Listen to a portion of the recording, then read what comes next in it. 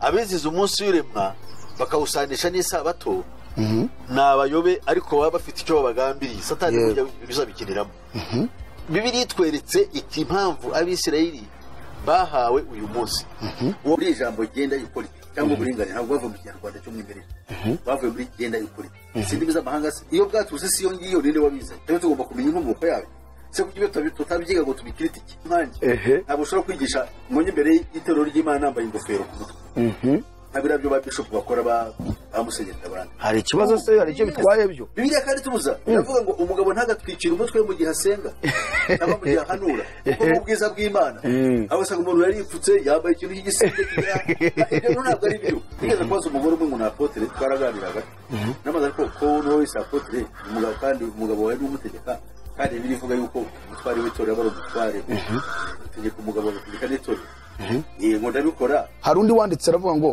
none se uvuze ko abubahiriza amategeko y'Imana ari abanyabyaha umugu kurimo nuwa Illuminati pe ni gute wakurikiza amategeko maze ugahanwa ikimenyetso cy'inyamaswa ni umunsi w'icyumweru nicyo kimenyetso cy'ubupapa ariyo nyamaswa aravuga ati rero umuntu wese uzubahiriza gusenga ku cyumweru kuko byashyizweho n'inyamaswa ari ubupapa azaba ashyizweho ikimenyetso cy'inyamaswa kandi birivuga ko ikimenyetso cy'inyamaswa umuntu uzayishyirwaho azarimbuka ibi bintu babivugaho iki pasa ubundi abadivantiste n'ishami rya Kiliziya Gatolika n'ibanga barakorana cyane icyo cyonyine kirahagije kuba twazuka icyo kizatuzura ari hereye ntabwo ari kuba mu idini runaka oya izagusanga n'isabato ugume mu gitugu kuko ntabwo izabe gusanganye yaravuze ngo Pasa Musisi ujye uvuga ukuri kuri muri Bibiliya ureke kuvangavanga ubuhanuzi bwa Daniel n'ibyahishuwe burasobanutse wijijisha ngo umwuka w'ubuhanuzi ukomoka kuri Satani icyo kintu uzakige neza aho wari wibeshye cyane umwuka wera akwegere agusobanurire ubuhanuzi bw'ibyahishuwe ubutumwa bwiza ntabwo ari amategeko ubutumwa bwiza n'ubutumwa bwiza bw'ubwami bwa Yesu Kristo kuko amategeko yahozeho imyaka 1500 mbere yuko Yesu bariya mu gihe bavuga ngo ikimenyetso cyabo ni sabato cyangwa itegeko rya 4 yego twewe ikimenyetso n'Imana muri twe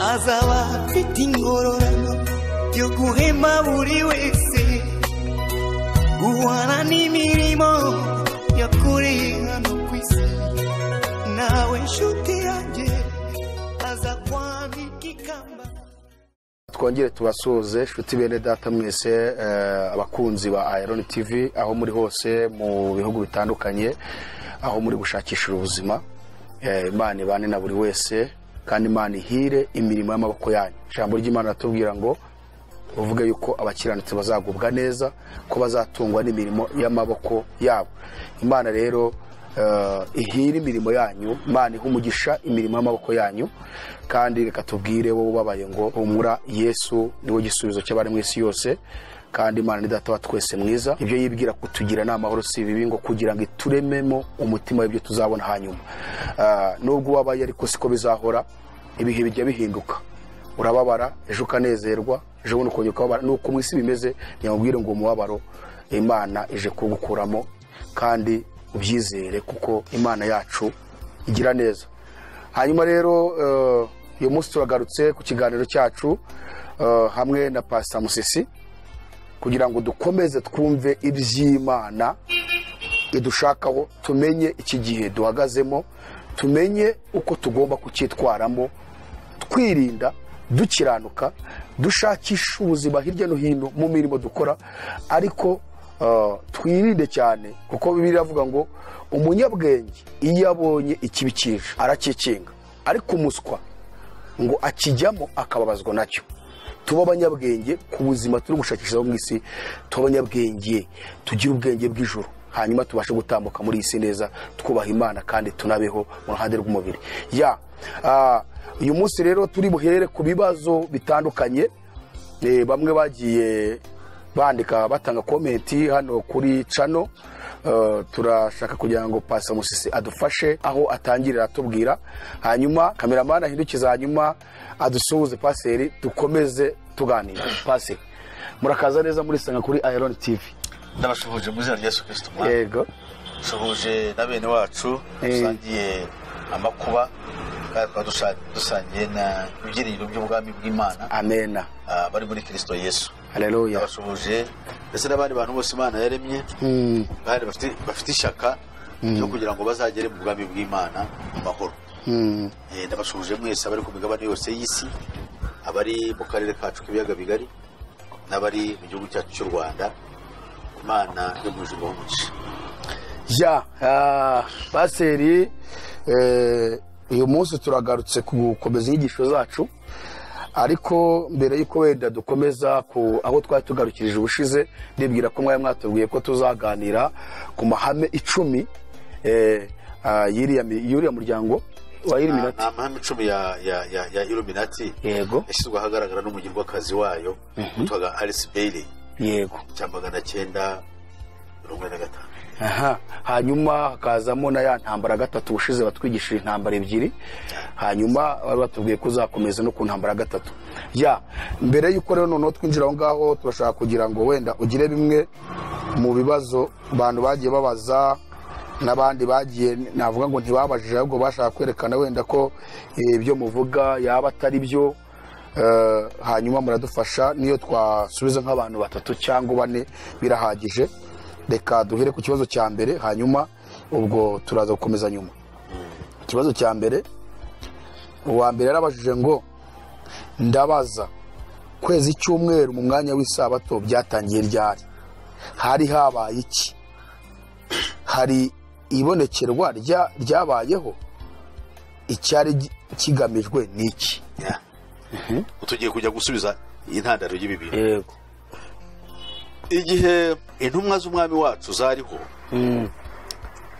bagitangira itorero, yego, umunsi wa mbere w'iminsi 7 Yesu yazutseho, bajyaga bawufata nk'umunsi ukomeye mu materaniro, bakamwibuka, bagasenga kandi bagasangira, byo bita kumanyagura imitsima. Yego. Noneho uwo munsi urakomera mu bera ba mbere, abigishwa ba mbere. Icyitondero, ntabwo wari umunsi w'ikiruhuko. Uko ikiruhuko gitangwa na leta. None ikiruhuko gitangwa na leta mu gihe ubutegetsi bwa leta aribwo bukorana n'itorero. Yego. Urugero, Abisirayeli ntibajyaga gushobora kuruhuka bakiri muri Egiputa mu nzu y'uburetwa. Nuko Imana yabakuyeyo, bakaba igihugu cyigenga mu gihe Imana yabahaye. Abakristo rero burya ntabwo twari twagira leta burya. Izi leta zaba dufatanyije nazo ntabwo bijyanye n'umugambi w'Imana. Umugambi w'Imana utwereka yuko ibitorero ari marayi ukomeye wicara ku mazi menshi, uhetswe n'inyamaswa. Izi leta zose zo mu isi, zo mu isi zose Bibiliya zita marayi. Ntabwo ari leta, amadini. Amadini. Amadini ubwo ni nka leta z'itorero se? Ndashaka kukwereka neza, banza wumve icyo ushaka kuvuga. Yego. Leta z'isi yose ziyoborwa na leta imwe mu ibanga, iyo yitwa inyamaswa ya kane. Niyo igaragarira hariya muri wone. Yego. Mu buryo bw'ibanga, ariko kuko burya ntabwo wategeka umuntu uri fizike we kujya nibura akantu umwereka arangamira. Kariya kantu arangamira rero niho kaba kamuyobora. Umuyoborera muri ka kandi arangamiye. Natwe rero batuyoborera muri wone. Niyo leta, niyo blueprint ya leta y'isi yose. Yego. Ni umushinga watangiye mu 1945 mu intambara ya kabiri y'isi yose. Hanyuma rero inyamaswa ariko ya kane itegeka isi, ubutware bwa Roma, itegetse isi kumara imyaka 2000. Iyo rero ni nayo yatanze ikiruhuko. Nk'uko n'ubundi Abisirayeli ntabwo baba barashoboye kugira isabato batari iwabo ubwoko bw'igihugu. Twebwe rero abakristo, twebwe turi inyeshyamba, nta leta tugira. None se pase ikiruhuko iyo nyamaswa kane yaba yaratanze ni iki? Ubwo ndimo ndakuzira. Yego. Noneho bigeze mu mwaka wa 325, igihe cy'umwami Constantino w'umuromani wabanje kuba umukristo bwa mbere, wari ufite n'imyuka ya gikonikoni, kuko ngo yagize amayerekwa anyuranye. Ibira by'amayerekwa niyo mpamvu ari bibi. Ngo abona ngo agiye ku rugamba, abona umusaraba mu zuba, ngo aragenda ageze yaratsinda.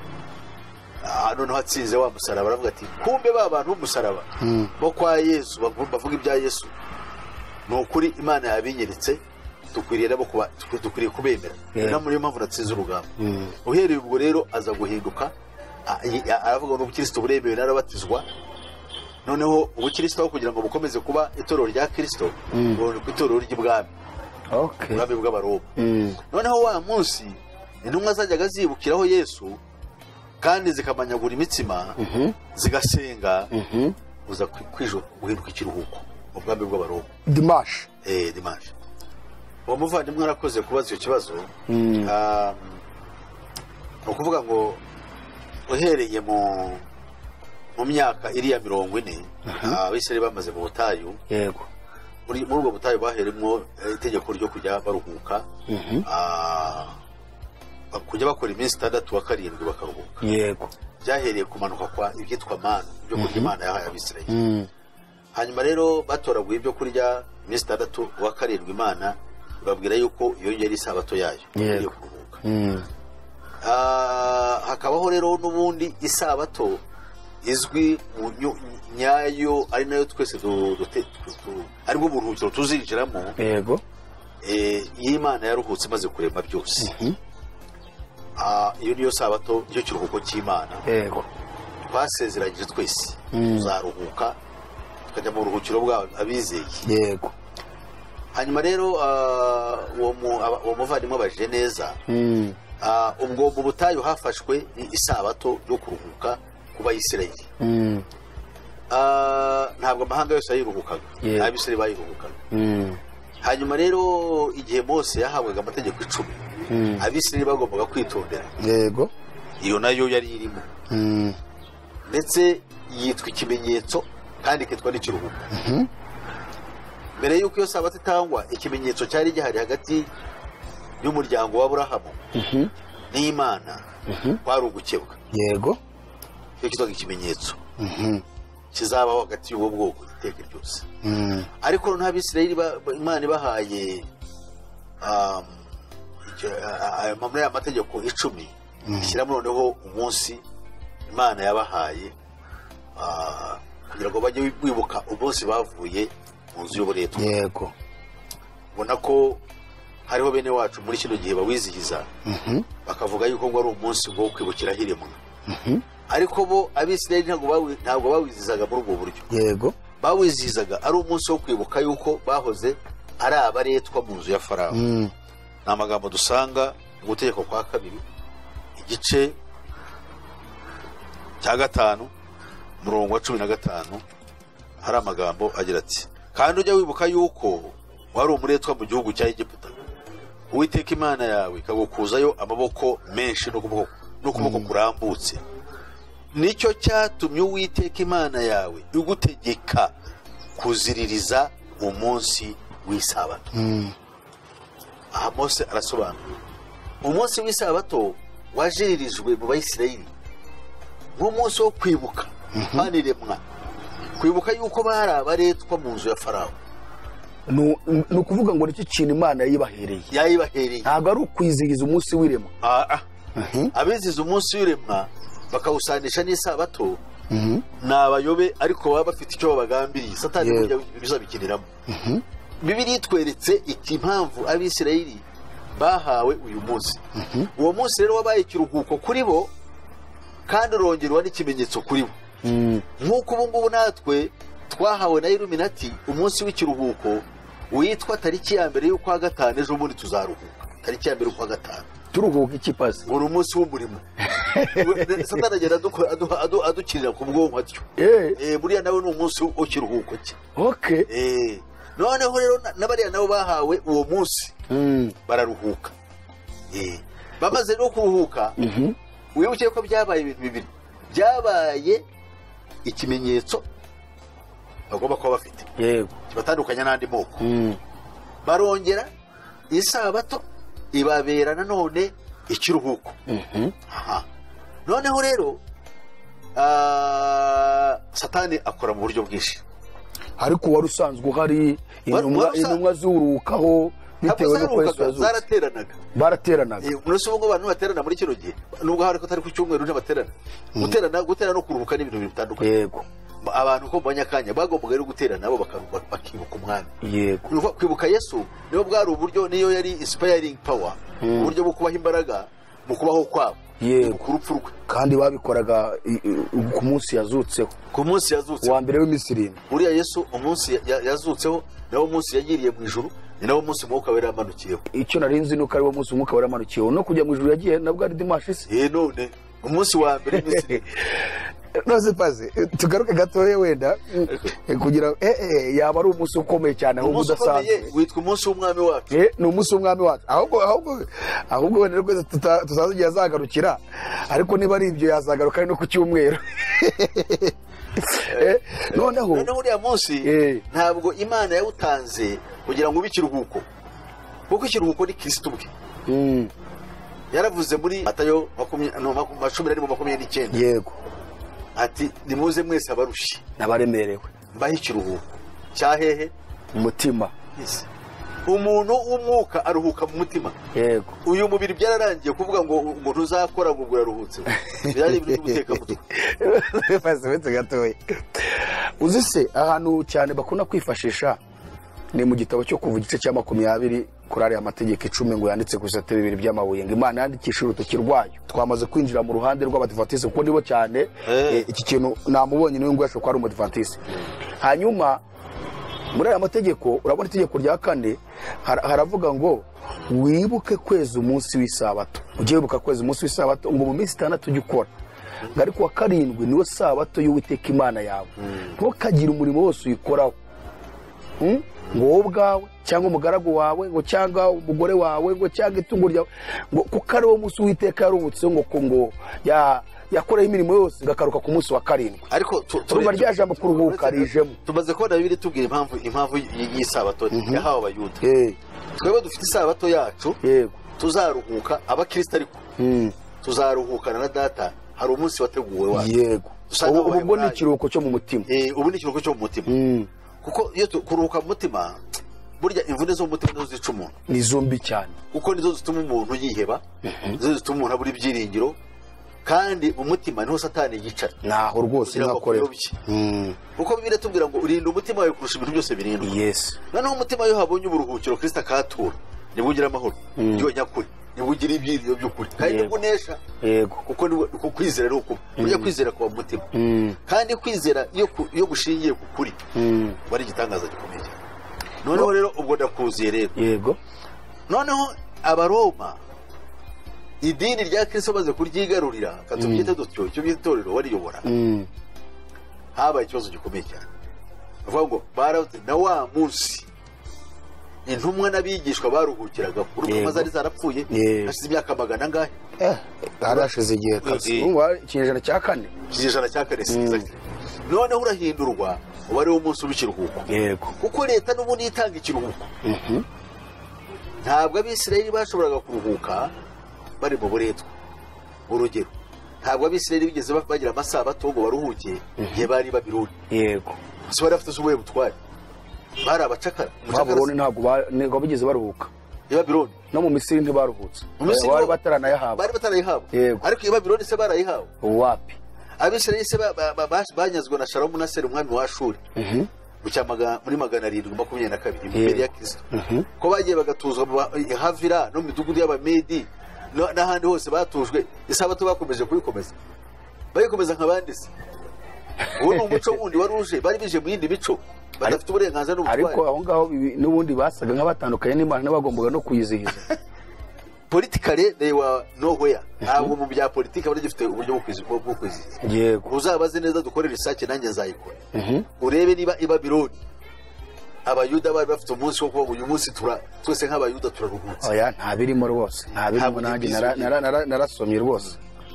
uzabitubwira azatubwira, nabone nene tubwira ngo bararuhuka, tuzareba na context babikorera. aho ngaho bashobora kuvuga nyine ko bari bayobowe n'ubundi butegetsi butari ubw'iwabo, kuko muri Isirayeli bari bafite ubutegetsi cyane, ni bavuga ngo ni theocracy, bari bayobowe n'ubutegetsi bw'Imana.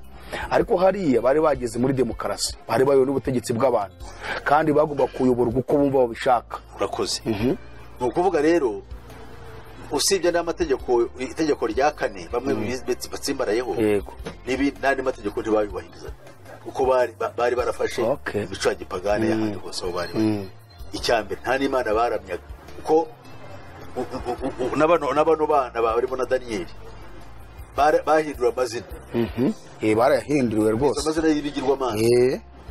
Niyo mpamvu burya bariya uyu nguyu na Daniyeli ubwe bari baramwise muri Beluteshazari. Noneho bariya bose ba Nero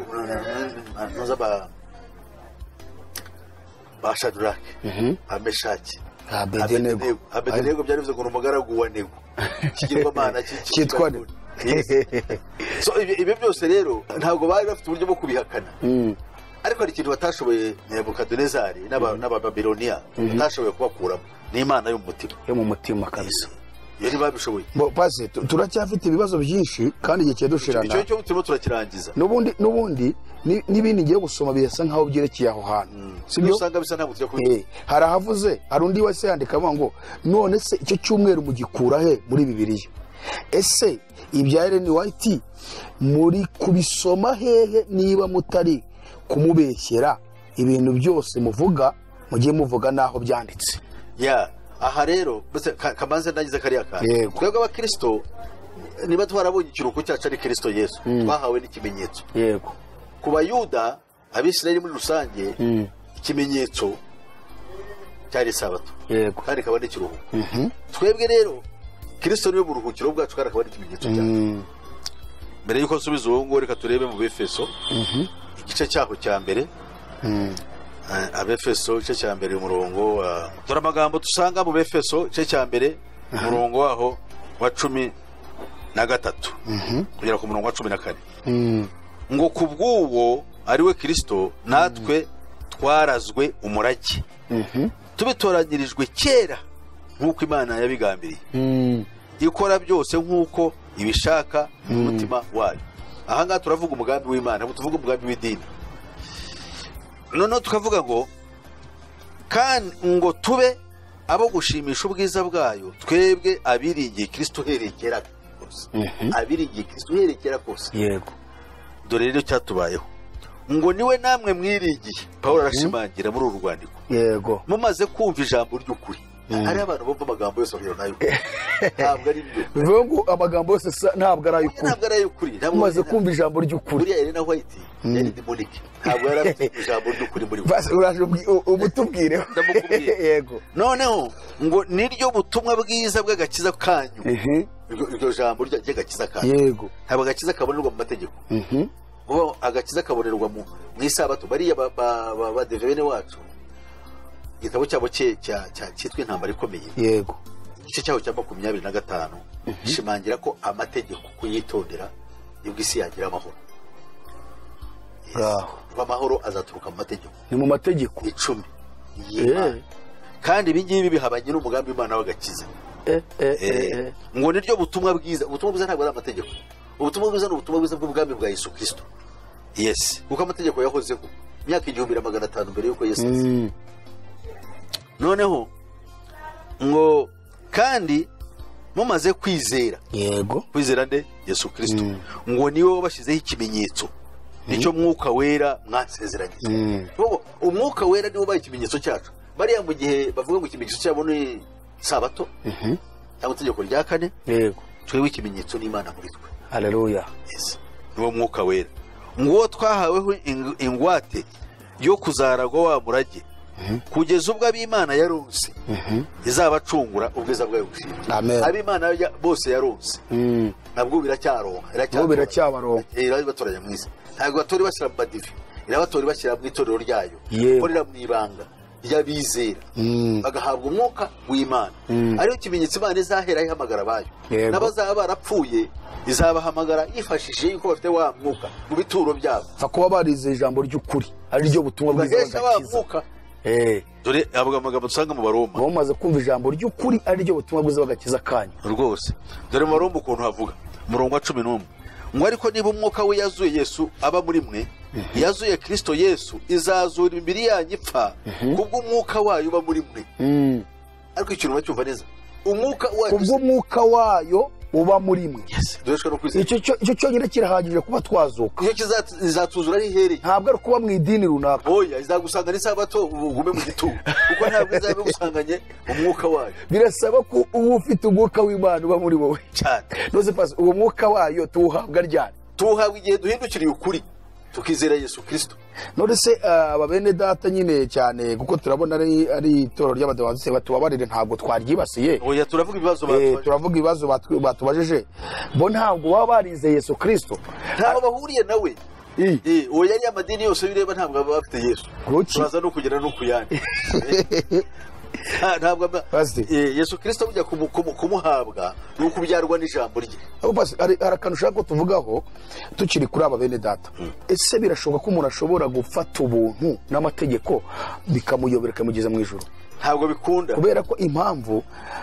nka bene data bo muri iri dini ry'abadivantiste baracyari mu murongo w'amategeko kandi nanone ugasanga baremera na Yesu Kristo nk'umwami n'umukiza w'ubugingo bwabo kandi tubona ko Yesu ntiyigeze atuzanira amategeko ahubwo hari naho nasomye muri Matayo igice cya 5:17 Yesu yavuze ngo mwitekereza ko naje gukuraho amategeko n'ibyahanuwe uwo murongo bakunda no kwifasha cyane ngo sinaje kubikuraho ahubwo naje kubisohoza ariko bo baravuga ngo Yesu yavuze ngo naje kubikomeza urumva noneho ukibaza Yesu nta hantu ugeze dushishikariza kubahiriza amategeko ariko bo n'ubu baracyari ku mategeko ya Mose ariko bakanagaragaza ko bizeye Yesu Kristo umwami n'umukiza wabo iyo uvuze utyo rero Satani ahita ababwira ngo wowe mu mategeko ntuyemere akakubwira ngo tugende dusambane twibe noneho ukibaza jewe umuntu ufite umwuka w'Imana uri najya kwiba hanasambane kandi kuko jewe nahindutse Imana yego kuko nahawe kamere yayo erega icyo kintu babaza bacyumve neza iyo hawe kamere y'Imana buri y'Imana Yesu ntabwo yarakeneye kumubwira ngo ntuzasambane uzibe nta nibyo yageze avuga no mu butumwa yavuze ariko nose we yabivuga ate kandi yari hejuru yabyo we yaragambiriye kuduha kamere y'Imana ngiduturemo iyo kamere y'Imana itube tubiki byaremwe bishya tubura urubyaro rw'Imana yabyaye icyo kintu size abantu bihora hasi aho hantu nteye ubwoba kuko hari izindi nyigisho zigezweho muri iyi minsi zirebana n'ubuntu cyane bavuga ngo n'ubuntu butangaje kandi najyaga mbumva kera kuri radio ubuntu butangaje mwajyaga mugiraho ibiganiro bakubaho niwe nibi n'abantu nk'abo yego nabangarambe mwajya mukora ibiganiro noneho hari abantu bishikiza bavuga ngo iyo umaze kwizera Yesu Kristo umwami n'umukiza ngo hari intambwe eshatu buteye iya mbere ngo nuko ubukijwe ibyaha by'igihe cyashize iya kabiri ukabukijwe ibyaha byo mu gihe urimo iya gatatu ukabukijwe n'ibyaha by'igihe kizaza bivuga ngo aho hose uzagenderamo ariko warabikijijwe nubwo wabyiberamo ariko warabibabariwe ni umwuka ukomoka i Roma aho batagaza indorigesiya indarigesi indarige ni ukwishora yego noneho bakaguha bakakugurisha isakaramentu ry'ibyaha wakoze ibyo urimo gukora ubu n'ibyo uzakora kuko watanze umusanzu mu kubaka urusengero rw'i Roma rwa Saint Basilica none uradufasha ute kugira ngo duhurize n'uko kuntu uvuze n'amategeko yego aho bitandukanye n'abariya bo bavugaga yuko ibyaha byejejwe abo buntu yego bigisha ko ibyaha byagize bite ubu wejejwe birangiye icyo ukora n'icyo uzakora byararangiye ariko icyo twebwe ni ikizira kuko Bibiliya itwereka ko iyo tumaze guhinduka abana b'Imana yego ntabwo umuntu cyo tubwira ngo bikora icyaha wowe uracyanga muri kamere yawe kamere ufite y'Imana ituma wanga icyaha urumva bitandukaniye nta n'ukubwiriza ngo reka iki abo ya kamere y'Imana yo ikwangisha iki kandi iryo sezerano twahawe n'umuhanuzi Yeremiya yaravuze ngo icyo gihe ntawe uzigisha undi ngo menye Imana kuko ngo Imana izabituye imitima y'abantu amategeko yayo izayimura yashyire kandi amategeko yayo si ayandi 10 amategeko yayo ni urukundo aho rero bakunda kuhifashisha nabo nyine abene data nyine kuko ni Yeremiya 33:33 bakunda kwifashisha nyine ngo Imana yavuze ko izayandika mu mitima yabo ayo mategeko bagahita bagaruka kuri ariya Mose yahawe oya kuko tugize ariya 10 burya ntabwo twazarimbuka dore impamvu twarimbuka hari ibyaha bituma mu mategeko 10 aterekana yego murongo wa 13 ngo kuko Adamu ari we wabanje kuremwa nyuma hakurikiraho Eva Adamu buri bivuze umuntu Eva bivuze nyina w'abantu yego hanyuma ngo kandi Adamu si we wayobejwe ikintu kitondera ubundi Satani ntabwo yayobejwe umugabo yayobejwe umugore niyo mpamvu umugore asaba kwitonda mu birebana n'iby'Imana agomba kwitonda cyane. Niwe wayobejwe rwose ahinduka umunyabicumuro. Kubera izo mpamvu rero niyo mpamvu asabwa kwiga yitonda, ntakwiriye kwiyigisha cyangwa ategeke umugabo. Niyo mpamvu adakwiriye kwigisha, kandi ibyo bintu tubisanga hehe? Muri uru rwandiko rwa Timoteyo yandika ibingibi, mbere yabanje kwihanangiriza, Pawulo yabanje kwihanangiriza Timoteyo mbere ko amwandikira kuri uru rwandiko mu itangiriro ry'uru rwandiko. Yego. Yaramubwiye ati ugume muri Efeso nk'uko nakwinginze ubwo nagiye i Makedoniya, kugira ngo wihanangirize babwo kutigisha ukundi, kuko hari abandi bagiye batangiye kwigisha ukundi. Noneho muri aba ngaba muri ibyi ngibyi arababwira ngo cyangwa kwita ku migani y'ibinyoma cyangwa amasekuruza atagira iherezo bidafasha umurimo w'Imana wo kwizera, ahubwo bizana impaka. Ni ukuvuga ngo aha ngaha yashaka kugira ngo Timoteyo ko yari yaramuforumye, amusaba kugira ngo yigishe ibintu bijyanye n'ubutumwa bwiza. Ntatangira kumuha ibi byose tubona ugomba kubikora. Niyo mpamvu rero ageze ku murongo wa 3, ageze ku gice cya 3 mu Rwanda, aricyo yibanze. Aha yasobanuye neza ukwiriye kuba umushumba no wari mu gice cya 3 cy'urwo rwandiko rwa mbere. Niba mu cya 2, mu gice cya 2 agaragaza icyo role y'umugore yari yo. Yego. N'itorero ry'Imana akwiriye kuganuka, kwigana ituza, agatega amatwi, kandi ntiyite yo gushaka gushanuka no kugira ngo abe uw'imbere. Kubera iki se? Uru ni urugamba rw'umwuka, kandi wari urugamba rw'umwuka, experience amateka atwereka ko umuntu yaguye yaturutse ku mugore. None nga Imana ikamubuza kugira ngo yitonde, ndetse muhano n'uburyo bwo gukira kwe. Mu gukira kwe yaramubwiye ngo nyamara abagore bazakizwa n'ibyaha, ngo nibakomeza kwizera bakagira urukundo no kwera kandi bakirinda. Abagore bazakiza, hari aho bavuga ngo bazakizwa, interpretation zimwe ziravuga ngo bazakizwa no kubyara cyangwa bazakizwa mu ibyara ryabo, kuko Imana yari yaravuze ngo mu kubabara muzabyarira abana bawe. Ngo ariko niho uwujuje ibingibi Imana izamufasha murinde, kandi muri Kristo yose nakomeza kugendera muri azanakizwa ajye mu bwami bw'Imana. Niyo kondisiyo dusabwa tube nk'abagabo si abagore basabwa. Twe nk'abagabo ntabwo dusabwa kugira isoni, ahubwo muri kino gihe Satani arabwira abagore abakobwa ngo bacane ku maso bamenye kuvugira mu ruhame. Noneho n'ubwo usigaye ubona imihango imwe, ikibazo uzabona imihango iyo bagiye gutora umuntu buvugire wenda family cyangwa groupe y'abakozi cyangwa iki batora umugore. None wenda urugero rwa mbere urabona nka politike y'igihugu cyacu ni iragenda kuri ikintu cyitwa uburinganire. Sibyo kubongeyeho n'ikintu cyitwa ubwuzuzanye. Umugore ari hejuru cyane no muri government, ubona ko ngo bagize kuri 60% muri parliament. Yego. Hanyuma hari ukuntu tuvuga gutya wenda abantu bakaba bati wenda twabibasiye. Bibiliya nkanga dusomye harimo kubitwereka. Ubu nta muntu ushobora kuvuga ngo ibi bintu uvuga ntago ari ukuri, cyangwa ugasanga hari nabo numvishe ngiye muri aro numvishe umugabo witwa ufite ikiganiro cyitwa ngo ubwiru kirimbuzi we ntiyemera na Bibiliya, kandi nabonye afite abafana benshi. So bashobora guhagurukira bavuga ngo iki gitabo mufashisha ni cy'abaroma ni cy'abazungu. Ibyo ni ibintu by'ubwironde no kurwanya ikiremwa muntu cyane ku birebana n'igitsina gore. Ibyo mwavuze sibyo. Ibyo bintu kubivugaho nabyo twara umwanya muri. Ariko twe turavuga iby'ubwami bw'Imana. Hariho na politike y'isi. Yego. Kandi ntabwo tureba ntabwo tuyinjiramo, ntabwo tuvuga ngo twayihagarika. Oya, kuko ni ubwami bwihariye. Hari ubwami butegeka isi, Bibiliya yitwa ubwami bw'inyamaswa ya kane. Tegeka isi wishyira ku murongo. Uri ubwira ikirimbuzi cyangwa ni wenda umubajije n'aba Bibiliya ivuga ibinyoma. None se ibyo bita buri ijambo genda y'ukuri cyangwa uburinganire ntabwo bavuye mu Kinyarwanda cyo mwimerere, bavuye muri genda y'ukuri. Sindi biza amahanga se iyo bwaturuse si yo ngiyo ninde wabizanye. Rero tugomba kumenya inkomoko yayo.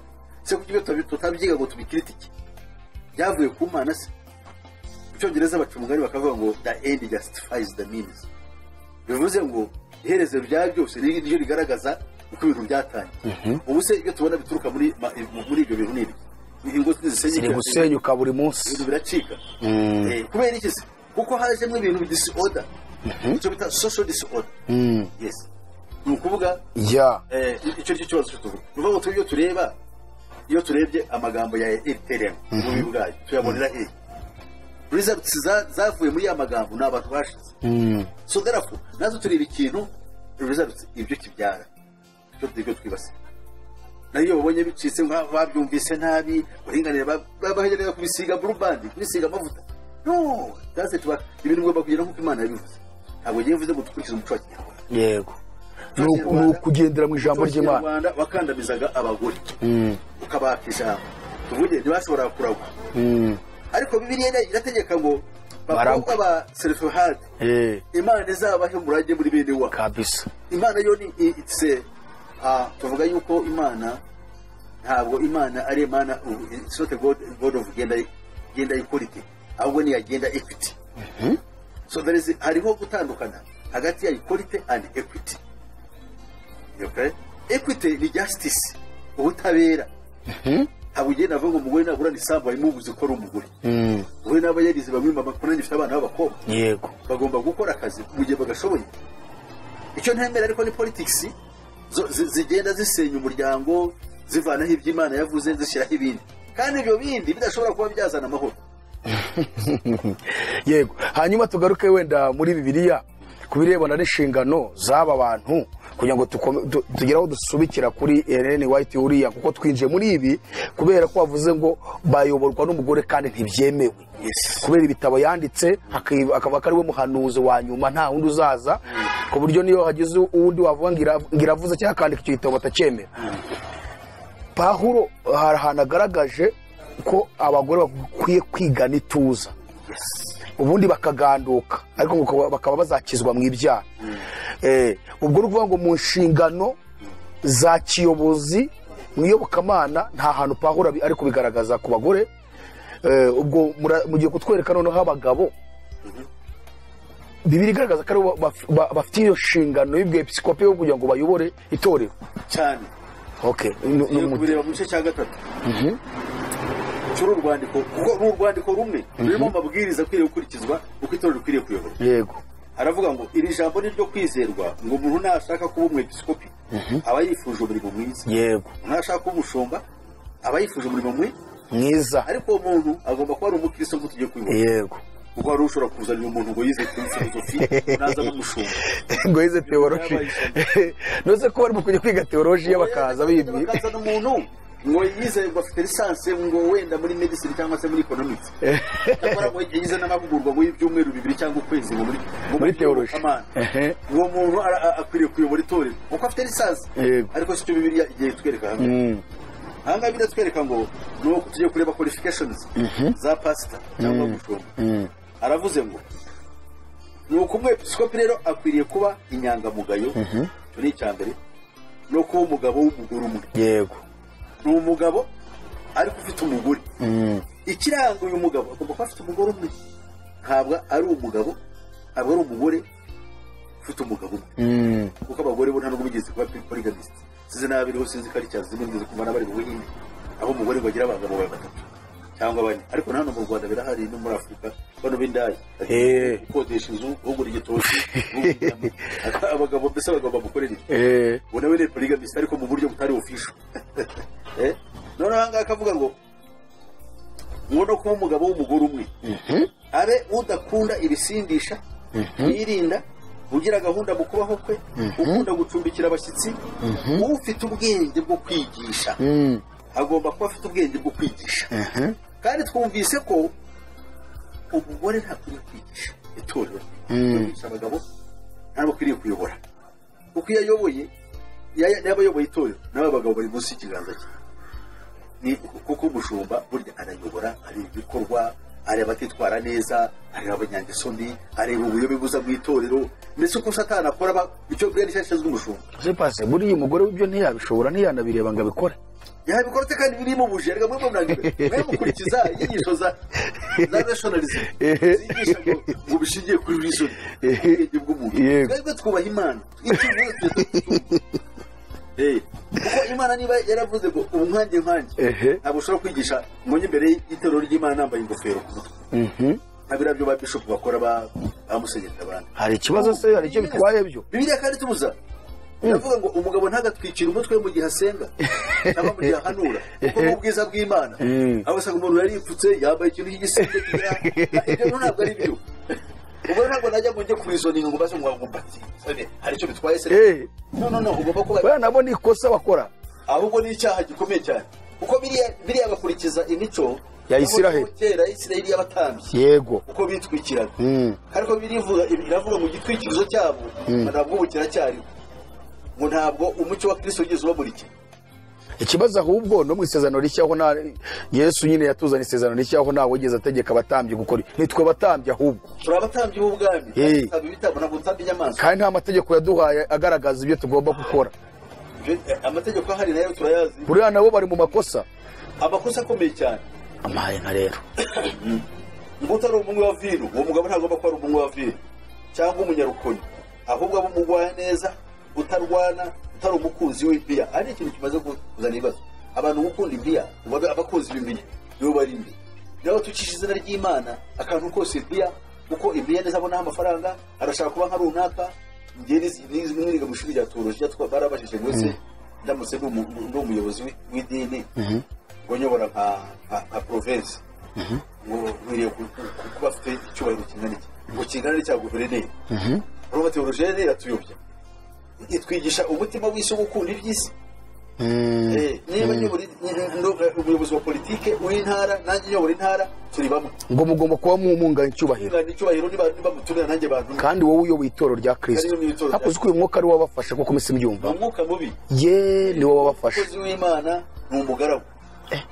umugaragu Yesu niko yavuze umugaragu wa rubanda sibyo ko n'abantu ba leta aragabura no muri leta byakabaye ariko bimeze nabo bagomba kuba ari abagaragu buriya iyo wamaze kurenga inshingano y'ubugaragu n'ugukopera ya ntabwo ubundi umutegetsi ushaka tumwe umuyobozi ntabwo ari byo bimeze ariko se umuntu ari ukuyobora icyo ari cyo ikintu kivuna kuyobora ni ukuyobora umuntu inzira mucyo atarazi ariko niba umutoza nawe ibyo wategetswe gutoza umuntu ntabwo ari ukuyobora uri umugaragu uri umukozi waho uri umukozi wa system igushyiraho umuntu nubwo burya yigeze kubaho abaho ari umugaragu umutware ntabwo ukwiye kuba umugaragu aba ari umutware ntabwo ari umugaragu ni ibintu bitandukanye ndavuga mu by'isi ariko twebwe muri Kristo Yesu we twebwe buriya bakopa ibyo Yesu yavuze Yesu yaravuze ngo mwebwe muzi yuko ab'isi bitwa baruhekera ababyeyi ariko kuri mwe ushaka kuba mukuru muri mwe ab'inyuma y'abandi kandi bye kuba mu magambo bibe mu ngiro kuko ngo turi abagaragu banyu ariko ku bwa Kristo niwe dukorera kuko mwe nta bihembo mwabona mu duhu ese waba ibihe bihembo niba ngenda Nyanza nawe uyu munsi ndigisha aha ngaha uza kumpa amafaranga ya naya hari umuntu wari wambwiye ati ndakwingize nuza kuri hano ibihembo ndi buguhe kuko hari uwagize kuba ibihembo birananira ndamubwira ko se ngewe nta bihembo mbonera uze kunshakira iki cyangwa icupa k'amazi urumva nibyo yamenyereye ko abantu bose abwiye ari uko biba bimeze none sigera kandi ndi umugaragu wawe ariko ku bwa Kristo ni ukuvuga ngo Yesu abita intama ze yabwiye Petero uragira intama zanjye ubwo ni umukozi wande intama se zo ziguhemba cyangwa ni Kristo ubwo uri umugaragu kabisa uri umugaragu rero tugomba kubisobanukirwa neza none iyo dukoze tugashyikura ibyo Kristo ashaka nibwo tunezerwa niho ibihembo byacu biri ni nabwo tumwambaza twishimye n'ibyatubaho muri iyi si byose ko tumukorera tuba tuzi ngo niwe turi kumwe nawe tumaze kumva rero ayo magambo tugiye kureba rero ntabwo agomba kuba ari umukunzi w'imbiya kandi utegeka neza abo mu rugo rwe agatera abana be kumvira no kubaha rwose tuzi yuko rero utegeka urugo ni umugabo ubundi umugabo niwe utegeka urugo abo mu rugo rwe rwose abo mu rugo harimo n'abakozi harimo n'abashyitsi harimo n'abavandimwe bari muri uru rugo kandi agategeka abana be kumvira rwose izo nizo nshingano zose tuba dufite noneho umurongo wa 5 ukavuga ngo mbese utazi gutegeka abo mu rugo rwe yabasha ate kurinda itorero ry'Imana ahubwo murabyumva neza niba urugo yahangana n'ibintu bizira ntabwo ushobora kuba utegekwa mu rugo uri umugore n'ubuziro niba usohoka hanze kandi ube shefu mu itorero nigeze kubaza umugore umwe ngo ni apotere twaraganiraga namaze ariko ko n'uwo wese apotere umugabo kandi umugabo wawe n'umutegeka kandi birivuga yuko umutware w'itorero aba ari umutware tegeka umugabo gutegeka n'itorero ngo ndabikora niba twe ndi mu rugo ntategeka umugabo twagera mu rusengero ndiko nshobora kurara rutari akabunda yewe ubuse byo atari amakosa abantu babikora batubakira noneho bigeze no mwiyobokamana no bikwiye kuba ibindi ahubwo mu rugo ahinduka umugore kwitora agahinduka umugabo urumva biragiye biragurana yaje ndikora ari maji ikibazo kuko namwe mu rugo urone utegeka n'umugore umugabo uramutegeka ari under you avuga ati ubwo umugabo arantegeka ariko twagera ku rusengero nawe agaca mu ngaho urumva ko rero aho harimo confusion ni ibintu bibabaje cyane icyitonderwa rero mu wa 6 kandi ntakwiriye kuba uhindutse vuba umukirisitu kugira ngo atikakaza akagwa agacirwaho iteka satani yaciwe hari abo tubona bakizwa umunsi umwe agahita abapote sibiri ugasanga babaye bapotre ntafite na history ntafite naho yabaye ntafite naho nta mateka na experience afite mu gakiza ngo ngo ndaciye muri ibi ujya kumva kuva mu rugo na pote kandi zarigeze umwumva no kwisi agatanya kuvuga ngo sharababarika baba numva nizo ndimi bavuga kandi ibyo bintu n'indimi z'abadayimoni tutashaka umuntu yakizwe uyu munsi ngo yabaye apotere ngo yabaye bishop ibi ni ibiki sivereshe mufu ni ibintu bibi cyane ubundi kuba bishop yo ni titre ni umupiscope bishop ni umuntu ni episcope ni ijambo ry'ikigiriki bivuga ngo umuntu epi ni hejuru scope ni ukureba telescope yego scope ni ukubureba uvuga uri hejuru kugira ngo urebere ibintu yego ubirebere ibiko mu cyongereza bamwita ngo ni overseer noneho rero uwo muntu abagenda areba ibiri mu matorero abireba nk'uko uyu nguyu Timoteyo yari ameze ubundi Timoteyo agenda agashyiraho abatwaye niyo Pawulo yamuhaye izi nshingano abakuru b'amatorero agenda batora ariwo mu episkopi wagiye gushyiraho uko agomba kuba ameze akareba yiba afite qualification pastor wenda dukomeze karangiriza ahangaha Pawulo muri uru rwandiko yaritonze urwandiko rukwiriye gusomwa neza abantu barusoma birukanka gusa ariko no burya no gusoma byanditswe ugomba kufite n'umwuka wabyanditse cyane gusoma gusa ntabwo umuntu uzava hariya mu kiyogo rivuye mu by'imbere y'abantu basoma bibiliya wa umurongo wa 14 uravuga ngo mwandikiye ibyo niringiye ko nzaza kugusura vuba urumva hanyuma ari kwigana kugusura mwandikiye ibyo niringiye ko nzaza kugusura vuba kandi mbikwandikiriye kugira ngo nintinda uzamenye ibikwiriye kugenzerezwa mu nzu y'Imana iryo torero ry'Imana ikoraho n'ingingi y'ukuri igushyigikiye haleluya rero abantu ntibazajye itorero ry'Imana n'ingingi y'ukuri igushyigikiye ni ukuvuga ngo uzamenye ibikwiriye kugenzerezwamo n'ibyo ibingibi yategeka nose ibingibi nushaka kujya kuntwara mu bucamanza ndakwereka icyo bibiri ivuga kandi niba ni pastor w'iki ntabwo ndi guverineri w'intara ntabwo ndi umwigisha ntabwo ndi muganga wa neza wa cyashika I am just a pastor a church pastor religious nigisha iby'ijambo ry'Imana nimbikora nabi nzaba mbaye ikigwaye nkuko nanjye nabitwara kwa dogiteri numvise ejo bundi wagiye gukura iryinyo umurwayi akamukurira izima irwaye akarisigamo yagiye muki no usize amafaranga babake data we that's a very big problem no kuvuga ikintu aragikora ariko ntakizi natwe rero abakora umurimo w'Imana bareke baduha ubutware dukore tuvuge ducarenginge ibyo tubona bitari ukuri kugira ngo tugire amahoro nk'igihugu tugire amahoro nka society ngo dukorere Imana yo mwese none kandi abatayemera ntabwo tubahata ku ngufu ariko natwe batuha uburenganzira bwo kuvuga iby'Imana yego none pastor ubu bishatse kuvuga ngo nta mugore wemerewe kwigisha mu itorero nta mugore wemerewe kuyobora akwiye kwicara gusa akigana ituza bakamwigisha agasohoka akagenda mu itorero rya Kristo ry'umwuka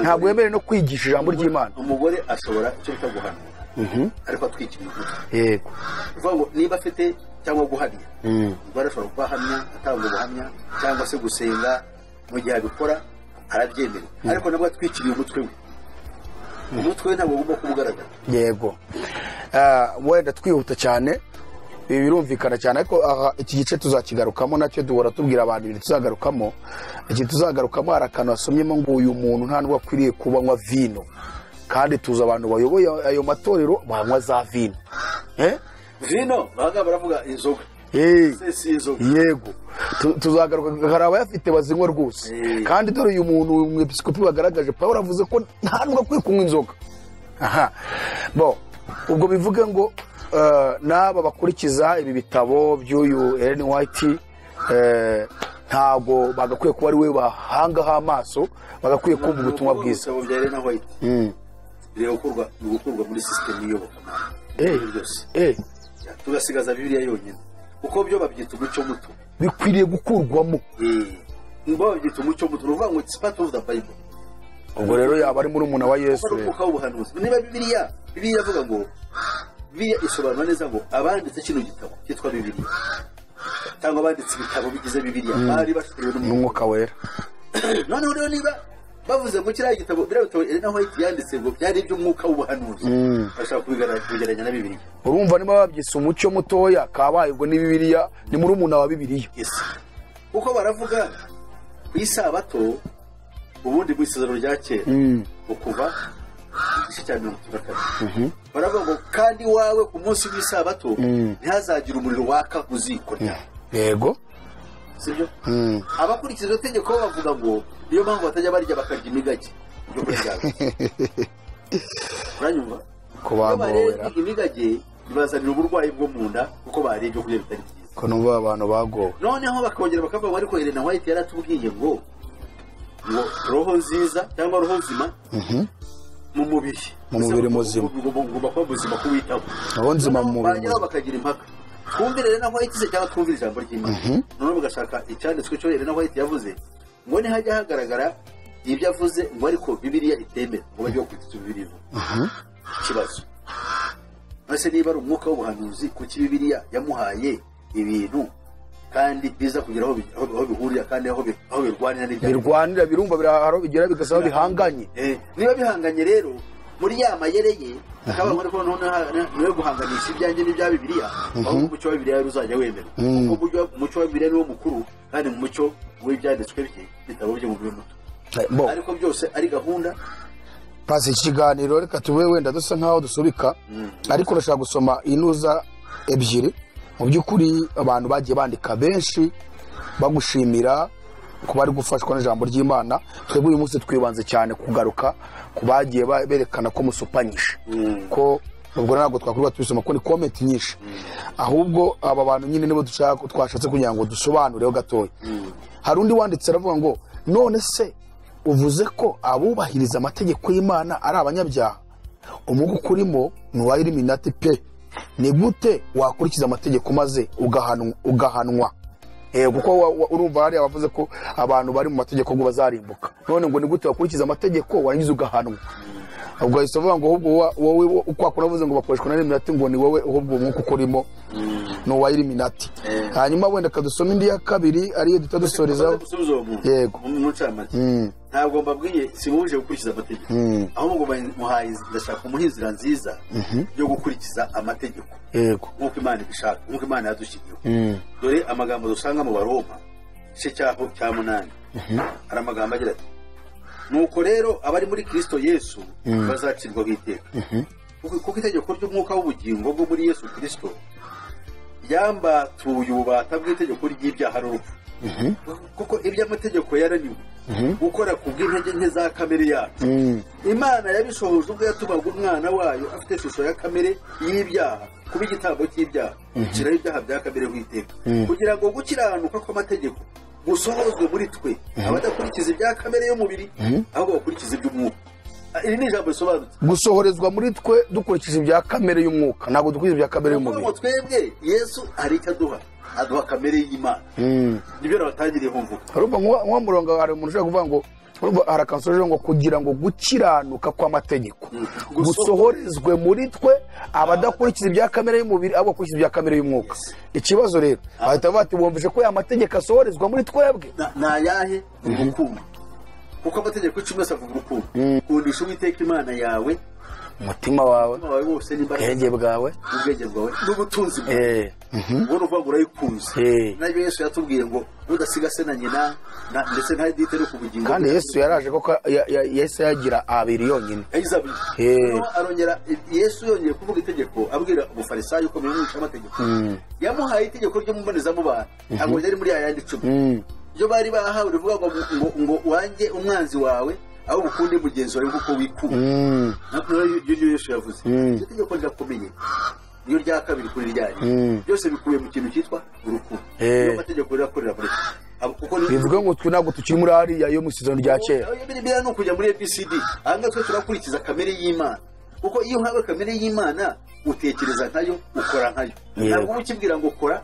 cyangwa reka ariko ibyo nibyo birumvikanye ese kuki abantu badashaka kuba b'Imana twe turashaka kuba abana b'Imana niyo umuntu akavuga ngo ya komeza ubimbata kandi umwana mu rugo ntabwo ategekwa ahubwo ibintu byose arabikora tiriwe bitegekwa akora neza nezere ko cyo nicyo kabisa aha rero niyo mpamvu wowe ariko imbata yarategekwa ubwo nicyo namusobanurira imbata ni imbata umukozi arategekwa mu rugo atekora ibikorera ko ni imbata kandi amategeko azana urupfu ikindi nakongera kuko nubahiriza amategeko batabizi ubundi ugende mu mategeko ugende no mu bihano byayo umunsi wafashe usambana cyangwa byakunda yego kuki babikura nese Yesu niba Yesu yaraje gusohoza ibyo amategeko avuga kandi bakabyemera kuki amategeko avuga ngo umuntu afatwa asambana zicwe kuki wafashwe asambana wabo batamutera mu buyengo aho ngaho nta kibazo ubwo watuma dusubira hahandi natangiye mubwira ngo niyo mpamvu bashaka gufatanya amategeko n'ubuntu ubuntu niba ubemera ko uyu muntu aterwa amabuye ariko amategeko yarabyemeza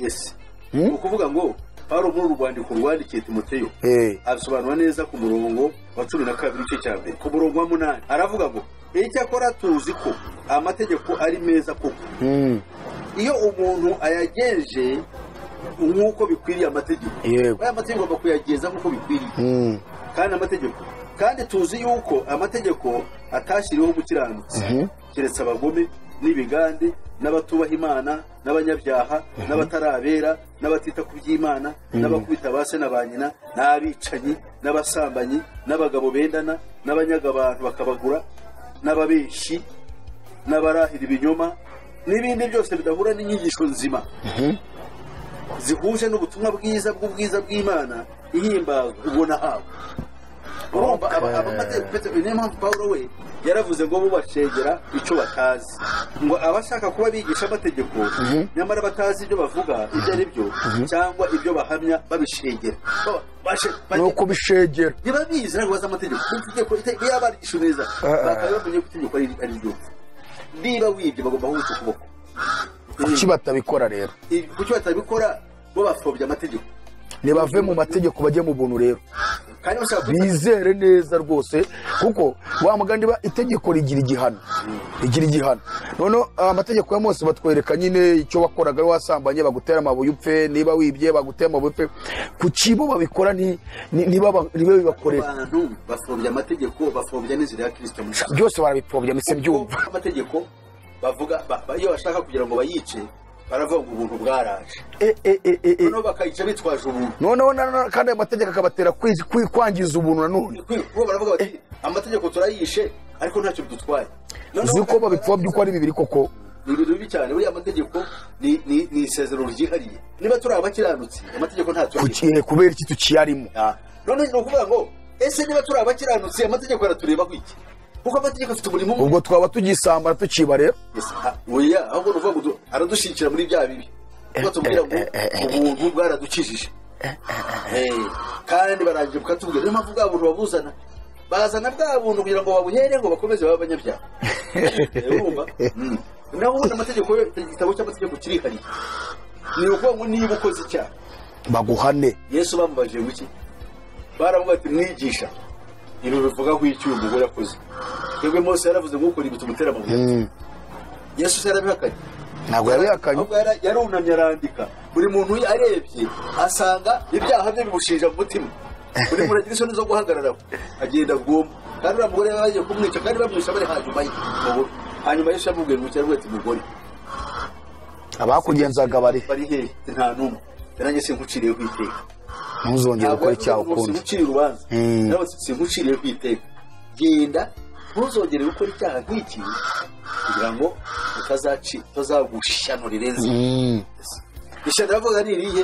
Ni ukujya Gehinomu. bivuga ngo amategeko yari agiye kwicisha uriya mugore, ariko noneho ubuntu buramukiza. Ubuntu buramukijije, ariko butamuhaye uburenganzira bwo kuba umusambanyi, bwo gukora ibyaha. Mu yandi magambo ukuvuga ngo Yesu atahaba uriya mugore aba yarishwe. None se nyine abangaba kuki wa mugani ibihano kumubwira ngo muzongere gukora icyaha? Burya ntabwo porogaramu yo gukiza umuntu yari irangiye, ahubwo yari amutegereje cya gihe cyo kubambwa ku musaraba, akabambirwa ibyaha, umwuka wera akaza, noneho wa mugore yakwizera Yesu wa wundi watumye wamurengeye ntapfa, agatura mu mutima we. Yego. Reka noneho dusome iyi nguyu hanyuma ariho dusubikira. Uyu yanditse ni message ndende, umva ni ndende ariko yaravuze ngo Pastor Musisi, ujye uvuga ukuri kuri muri Bibiliya, ureke kuvangavanga ubuhanuzi bwa Daniel n'ibyahishuwe. Burasobanutse, wijijisha ngo umwuka w'ubuhanuzi ukomoka kuri Satani. Icyo kintu uzakige neza, aho wari wibeshye cyane. Umwuka wera akwegere agusobanurire ubuhanuzi bw'ibyahishuwe. Tugeze mu bihe bya nyuma. Umwuka w'ubuhanuzi ni ukwigisha abatuye isi ubutumwa bwa marayika wa gatatu bwo kuburira isi kutaramya inyamaswa n'igishushanyo cyayo. Inyamaswa ni ubutegetsi bw'ubupapa. Ako ni akambere uri gusubiza. Icya kabiri, igishushanyo cyayo ni ugushyiraho itegeko ryo kuramya umunsi w'icyumweru. Ubu cyo igishushanyo cy'inyamaswa. Bivuze ko uzemera kuramya ku munsi w'icyumweru no gukora ibijyanye n'amategeko yashyizweho n'ubupapa, uwo ni uzashyirwaho ikimenyetso cy'iyo nyamaswa. Ikimenyetso si ikintu gifatika cyangwa kirebeka bazagushyiraho, ahubwo ikimenyetso ni imyemerere yawe uzaba ufite mu buryo bwo kuramya. Ikimenyetso cy'inyamaswa ni abaramya inyamaswa cyangwa igishushanyo cyayo bakaruka umunsi wa mbere w'icyumweru ari wa Sunday cyangwa se dimanche, ubwo yabyanditse mu cyongereza no mu gifaransa. Kuruhuka uwo munsi ni ikimenyetso cy'inyamaswa. Ni isabato y'ubupapa, ni ukuruka ku munsi wo ku cyumweru. Ikimenyetso cyangwa kashe y'Imana ni ukubahiriza isabato y'umunsi wa karindwi, ariyo rwibutso rw'iremwa rwahanzwe n'Uwiteka. Ahita avuga amagambo muri Bibiliya ngo itera bose aboroheje n'abakomeye gushyirwa ikimenyetso ku kiganza cy'iburyo cyangwa mu ruhanga. Ibyahishuwe 13:16. Si uko abantu babuzwa gusa gukoresha amaboko yabo ku cyumweru, ahubwo no mu bwenge bwabo bagomba kwemera umunsi wo ku cyumweru nk'aho ari sabato. Ubupapa bufatanyije na Amerika bazahatira abantu gusenga ku cyumweru, ndetse babigira itegeko rizahatira abantu gusenga kuri uwo munsi w'isabato w'ikigirwamana. Imana ibahe gusobanukirwa, ni ukuri murakoze. Message ndende. Urumva hari utuntu tubiri nshaka ko tuvuga tudusoza. Icya mbere yavuze neza yuko inyamaswa ari ubupapa. Wowe nubishoboka ko inyamaswa ya kane ari Roma. Urumva murenda guhuza, we yavuze ngo inyamaswa ni ubupapa, kandi ubupapa tuzi ko Roma iyobewe n'ubupapa. Icya kabiri arongera avuga ati ikimenyetso cy'inyamaswa ni umunsi w'icyumweru. Icyumweru nicyo kimenyetso cy'ubupapa, ariyo nyamaswa. Aravuga ati rero umuntu wese uzubahiriza gusenga ku cyumweru, kuko byashyizweho n'inyamaswa ari ubupapa, azaba ashyizweho ikimenyetso cy'inyamaswa, kandi birivuga ko ikimenyetso cy'inyamaswa umuntu uzagishyirwaho azarimbuka. Ibi bintu babivugaho iki Pastor? Icya mbere ubwo bupapa yego bisobanuye yavuga ku nyamaswa. Ubundi abadventiste ni ishami rya Kiliziya Gatolika. N'ibanga barakorana cyane, kuko ibyo Kiliziya Gatolika yiyemerera ibyo bavuga yuko ariyo umujyi wa Roma wicaye ku misozi irindwi. Byumvikane ko ariyo ya mitwe irindwi ivuga, kandi ngo byahamijwe ngo na Bibiliya ntagatifu. I Roma yubatse hejuru y'imisozi irindwi. Kandi biriya bintu bivuye njya mbibona no muri teologiya, hari ibitabo bimwe baba barabyanditsemo bakayivuga mu gifaransa. N'abantu babyandika ariko ari ugupasinga ya information y'abandi bayifate ariyo bakubitisha abandi, kandi intwaro bakubitisha ariyo babahaye. kugira ngo bajijishe twese. Icya kabiri, isabato bavuga ko yashizweho na papa. Noneho ngo nkuko nawe yabyiyemereye bagasoma muri katikisi musinzi aho basoma avuga ngo umunsi w'ukuri wo kuruhuka ngo ari umunsi w'isabato umunsi witwa wa gatandatu.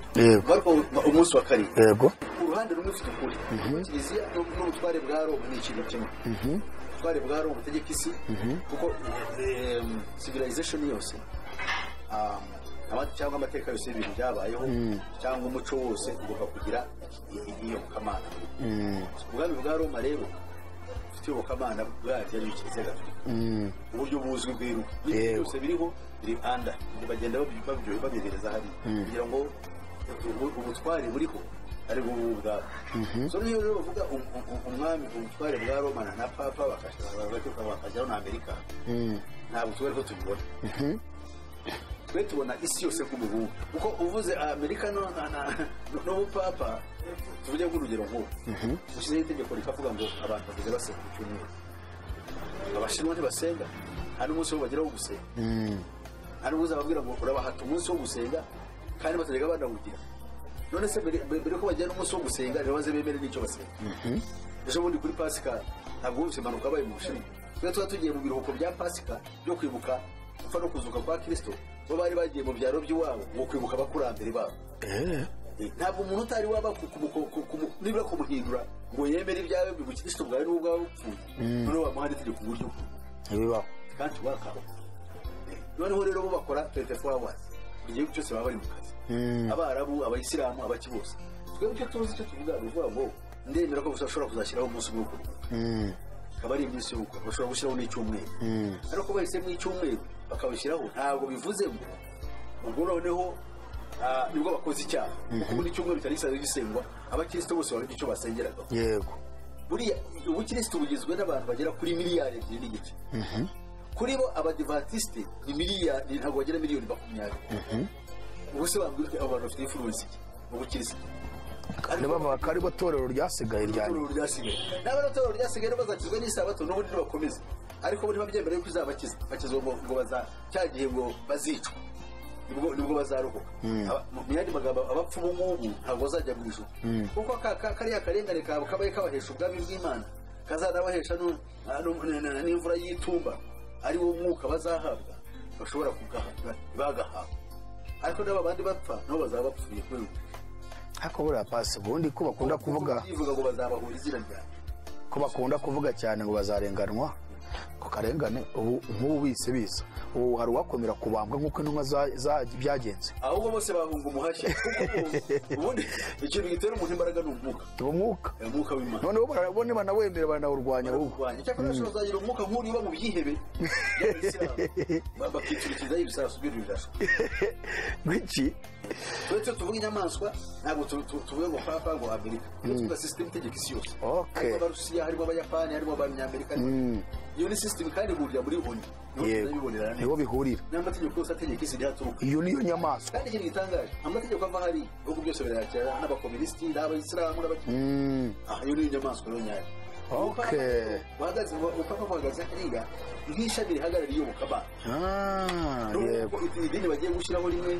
ryitwa United Religions Organization izo nama zitegura ibyo ziyoborwa na papa bivuze ko tumenya ubuhanuzi neza tukamenya ibyo bimeze tutareba gusa ngo turatoteza ibyo Elena White yavuze kuko byataye byataye igihe Bibiliya ni idata igihe kihora isohora natwe uriya mukobwa wabivugaga erega atangiye afite imyaka 17 yari umwana amara imyaka 70 hano ari guhanura yandika ibitabo akora amahano bati niwe muri afite yakoze nibagenda ashaka kubabwira Mire yamaze kubesha uriya Mire cyangwa Mira mucyo umunyamerika Mira yego William yaribeshe we yibeshe arahaguruka aragenda yabaye umugabo aravuga ati ibi bivuyemo kuko arahemutse ibyo bita agure disappoint noneho umwuka n'ubundi bari muri Mira wababeshaga ujya muri Helen noneho ukoze icyaha gikomeye noneho uje mu tsira uza no rikarundu kuko n'ubundi umugore wavuye urupfu abantu gupfa Satani yayobeje Eva noneho rero aratsinda arabanza yerekana ko mireri atibeshye babandi bacitse intege there was nothing wrong with that no ahubwo abereka ko ukuri kuri uko Yesu yavuye ahera akagera inyuma kirahagarara bamubajije baramubwira bati aravuga ati Yesu azaza umwaka utaha ukurikiraho 1845 kwezi kwa gatandatu noneho uwo munsi ugeze ntiyaza baramaze uko byagenze aravuga ati impamvu ataje umumarayika yambwiye mu rurimi rw'Umunyakanani niyo mpamvu ntumvise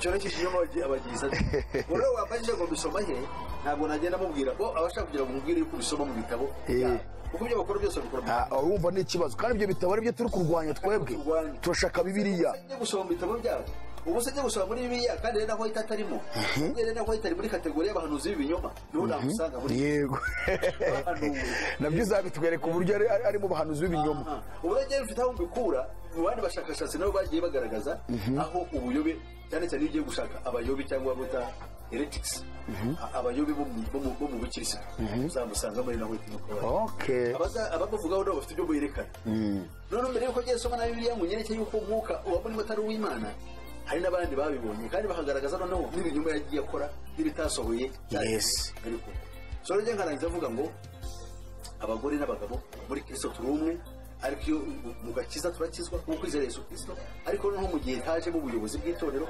babyitondere hari ukuntu ubuyobozi bukora n'uyobora ntabwo ari umugabo wese ubonetse tubonye ibimuranga agomba kuba adakunda imbi kandi abigiye imene zo bashyira imbere agomba kuba atari umusinzi agomba kuba azi kuyobora umuntu agomba kuba ari umuntu w'inyangamugayo none benshi baradevorusa bakajya gukomeza kuko bakenga itorero bakabikoramo business so rero ntabwo tuvuga ngo ni umugabo gusa abagabo nabo batabyumva batyo ni umugabo yego ariko berekanye bimuranga ubwo akazi tutakaza ahangaha dutanga ariko ikintu cya mbere ugomba kuba uri umunyarwanda yego ibyo bisaba amashuri ni umwimerere w'ubwenegihugu hano n'ibindi bakongera bikaza hano uba kuba warize ibi ufite uburambe warakoze aha n'aha nibura ufite imyaka ibi byose bakabikubwira so therefore babyumve neza abantu amaze kubyitwaza hari abantu bagenda bahaguruka hari abantu cyangwa ni feminists bahaguruka kuko isi yuzuye ibintu ibyo bintu kandi birwanya ijambo ry'Imana kuko niyo gahunda no kugira ngo ijambo ry'Imana rigere rimanuka ritagaciro noneho hagiye ibintu bigiye gusenya yo komoka yego ya maze reka tubwire abadukurikiye cyane buriya ngewe iyo bigeze aha ngaha kuko ibi ni ibintu ushaka ko dukoraho ibiganiro byinshi cyane ku birebana n'amadini ntabwo tuyavuzeho ariko reka tubwire wenda abadukurikiye ku muntu wundi koko wiyizeye sibyo wiyizeye cyane kuri bano badivantisi akaba koko yumva yarasomye ibyo bitabo bya Ellen White akaba yasomye Bibiliya akaba asobanukiwe iby'amategeko ya Mose n'ubuntu tumubwire ngo yatwandikira hanyuma tukabatumira mwese muri kumwe akerekana ibyiringiro bye hanyuma nawe ugakomeza guhamya ibyiringiro byawe ijambo ry'Imana igaragaza aho kugira ngo umuntu yandika hano wenda ajyemo akaguza agaragaza ko hari ubusobanuzi azi birenze ubwo wuzi turamutumiye naze dukorane ibiganiro abantu bamenye ukuri kujye hanze abantu we gukomeza kuba mu rujijo rw'amadini cyangwa se mu rujijo rwa Pastor Musisi buri wese nyine amenye ngo ukuri nguko turakumenye neza dufite Bibiliya ni umucyo utumurikira uzadufasha ya murakoze cyane rero turabashimiye twari turimo kuganira ku birebana na komite bamwe bagiye batanga ku nyigisho mwagiye mutambutsa reka tubashimire cyane buriya tuzatugenda tubabwira ku bindi bibazo bagenda babaza muze mudufashe ndibwira ikindi wenda mwatanga nimero zanyu hanyuma ubishaka kubibariza ku giti cye akababaza hanyuma mukanasenga tugasoza murakoze tukabire gusenga kandi gusenga ni ihame cyane cyane gusenga ibyo tuvuze gusengera abari bubyakire imitima yabo tukaratayinjiramo bagatekereza ibindi tukamaze muri telefone igendanwa kugira ngo wa mugani n'ufite icyo avuga ashobora kumuhamagara yego akanashaka tukaganira tukaba twakuzuzanya cyangwa se twemeranya ariko birakunda yego rero telefone igendanwa ni 0788 50 66 76 ntasubiramo abari muri diaspora bongeraho kamwe ikintu cyo guteranya bashyiraho 250 bashyiraho 7 8 8 56 iyo numero yanjye iri no kuri WhatsApp. Murakoze cyane, turabashimiye mwebwe inshuti zacu abakunzi b'ijambo ry'Imana mwari mudukurikiye kuri Iron TV. Turabashimiye kandi mukomeze gufashwa n'ijambo ry'Imana. Ikiganiro nakagaruka. Shalom shalom shalom.